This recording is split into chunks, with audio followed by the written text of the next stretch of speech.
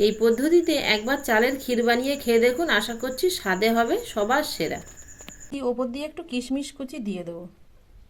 দেখতে দেখুন আরও সুন্দর লাগছে আগের থেকে।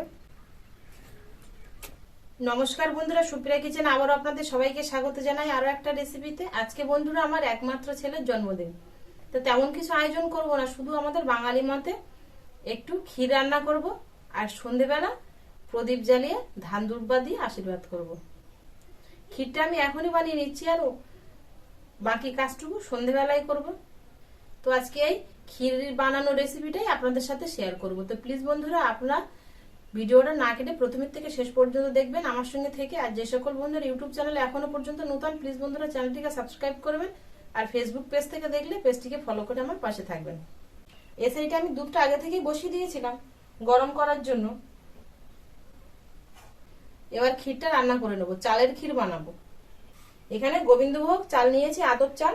এই আতপ চালটা ধুয়ে নেবো। বেশি চাল নিইনি আমি, 100 গ্রামের থেকেও একটু কম চাল নিয়েছি। অল্প বানাবো, কারণ এই ক্ষীর তো মা কাকিমারা খেতে নেই, শুধু ভাই বোন ঠাকুমা দাদা এরাই খেতে পারবে। চালটাকে 2-3 বার জল পাল্টে পাল্টে, পরিষ্কার জল না বেরোনো পর্যন্ত ধুয়ে নেব। চালটা পরিষ্কার করে ধুয়ে এনেছি। এবার ক্ষীরটা বসিয়ে দেব হওয়ার জন্য। হাঁড়িতেই বানাবো আমি। হাঁড়িটা বসিয়ে দিয়েছি, গ্যাস ধরিয়ে দিলাম। হাঁড়ি গরম হয়ে গেছে, ঘি দিয়ে দেবো। দিয়ে দেবো 3টে তেজপাতা। এবার ধুয়ে রাখা চালটা দিয়ে দেবো। ঘিতে চালটা ভেজে নেব মিনিট 2-3। চালটা ভাজার সময় গ্যাসের ফ্লেমটা লোতে রেখে ভাজবো। নারকেল ছাড়িয়ে ফাটিয়ে নিয়েছি, কুড়ে নেবো। এটা গাছের থেকে নামিয়েছি নারকেলটা, দেখুন এক্ষুনি এই যে ছাড়িয়ে নিয়েছি। খুব একটা ঝুনো হয়নি, বেশ একটু নরম আছে। একেবারে ঝুনো নারকেল হলে তো হজম হতে সময় লাগে, কিন্তু এরকম বেশ হালকা একটু নরম থাকবে নারকেলটা, তাহলে তাড়াতাড়ি হজম হয়ে যাবে, খেলে আর গ্যাস হবে না। চালটা 2 মিনিট ভেজে নিয়েছি। এবার এর মধ্যে কুড়ে রাখা নারকেল দিয়ে দেবো। নারকেলটা দিয়ে আরো 2 মিনিট চালটা ভেজে নেব।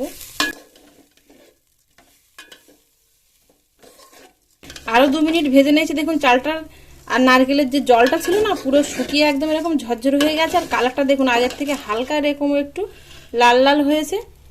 এবার এর মধ্যেই আমি আগে থেকে জ্বালিয়ে রাখা দুধটা দিয়ে দেবো। এখানে 600 গ্রাম দুধ নিয়েছি।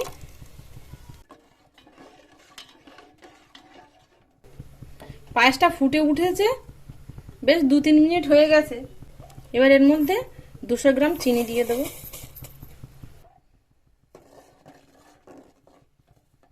গরম দুধ কিছুটা বাটিতে রেখেছিলাম, এর মধ্যেই আমি 1 প্যাকেট আমুলের গুঁড়ো দুধ নিয়েছি। এটা দিয়ে গুলে নেব। তবে আপনারা লিকুইড দুধ দিয়েও করতে পারেন, তবে গুঁড়ো দুধটা দিলে এর ফ্লেভারটা ভালো, তো ভালো লাগে খেতে। পায়েসটা প্রায় দেখুন এরকম হয়ে আসছে। আর এর মধ্যে কিন্তু জল দেইনি, সেই দুধেই ফুটিয়ে নিয়েছি। আর চালগুলো সেদ্ধ হয়ে যাবে, তাই বলে একেবারে গলে যাবে না, বেশ একটু আস্তে আস্তে থাকবে, দেখতে ভালো লাগবে। এরকম ভাবে পায়েসটা বানাবো। এবার গুলে রাখা গুঁড়ো দুধটা দিয়ে দেবো।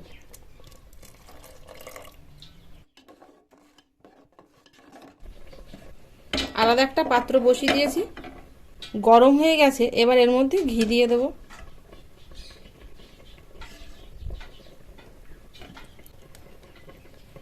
ঘিটা গরম হয়ে গেছে। এবার এ সাইডে আমি কিশমিশ কাজু আর এখানে নিয়েছি 2টো এলাচ। এলাচের মুখটা ফাটিয়ে নিয়েছি, ঘিয়ের মধ্যে দিয়ে দেবো। ভেজে নেব ঘিয়েতে। বেশ এরকম দেখুন হালকা লাল করে ভেজে নিয়েছি। আর কিশমিশগুলো ফুলে উঠেছে, আর কাজু বাদামের গায়ে হালকা এরকম একটু লাল লাল দাগ এসে গেছে। এবার এটাকে আমি নিয়ে একেবারে পায়েসের হাঁড়ির মধ্যে দিয়ে দেবো। কাজু আর কিশমিশ দেওয়ার সঙ্গে সঙ্গে এর মধ্যে আমি 1 চিমটি পরিমাণ লবণ দিয়ে দেবো। বেশি লবণ দেবো না, তাহলে আর পায়েসটা কিন্তু খেতেই ভালো লাগবে না। পায়েসটা হয়েই গেছে, এবার নামিয়ে নেব। এবার এর মধ্যে আমি 1 চিমটি জায়ফল আর জয়িত্রীর গুঁড়ো নিয়েছি, ওপর দিয়ে দেবো।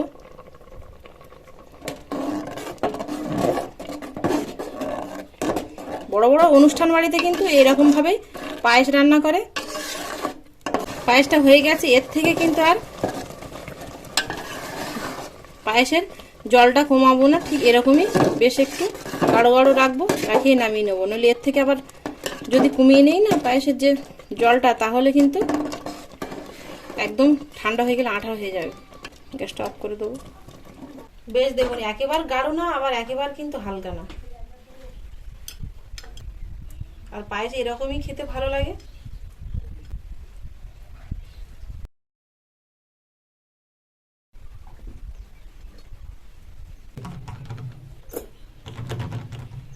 সবগুলো পাত্রে ঢেলে নিয়েছি, ওপর দিয়ে একটু কিশমিশ কুচি দিয়ে দেবো। তবে আপনারা এর মধ্যে কাজু বাদাম, পেস্তা, আরও বিভিন্ন ধরনের ড্রাই ফ্রুট আছে, দিতে পারেন। তবে আমি একটু কিশমিশ কুচি দিলাম, দেখতে দেখুন আরও সুন্দর লাগছে আগের থেকে। পায়েসটা বানিয়ে নিয়েছি, বেশিক্ষণ সময় লাগলো না বানাতে। এবার রাতের অনুষ্ঠানের জন্য ওয়েট করব। তেমন কিছু না, আপনাদের আগেই বলেছি একটু আশীর্বাদ পর্ব, এছাড়া কিচ্ছু না। তো বন্ধুরা, আমার এই পায়েস রেসিপিটা কেমন হলো আপনারা অবশ্যই কিন্তু কমেন্টে জানাবেন। আর আপনারা বাড়িতে একবার বানিয়ে খেয়ে দেখবেন, আশা করছি আপনাদের ভালো লাগবে। আর ভালো লাগলে প্লিজ প্লিজ বন্ধুরা আপনাদের বন্ধুদের কাছে প্রচুর প্রচুর শেয়ার করবেন, আর লাইক করতে ভুল করবেন না। আর আমার পরবর্তী ভিডিও সবার প্রথমে দেখার জন্য পাশে থাকা বেল আইকনটি ক্লিক করে দেবেন। নতুন বন্ধুদের বলছি, এতক্ষণ আমার সঙ্গে থাকার জন্য আপনাদের অনেক অনেক ধন্যবাদ। আবারও দেখা হচ্ছে আপনাদের সাথে পরবর্তী নতুন কোনো রেসিপিতে। ততক্ষণ আপনারা সবাই ভালো থাকবেন ও সুস্থ থাকবেন।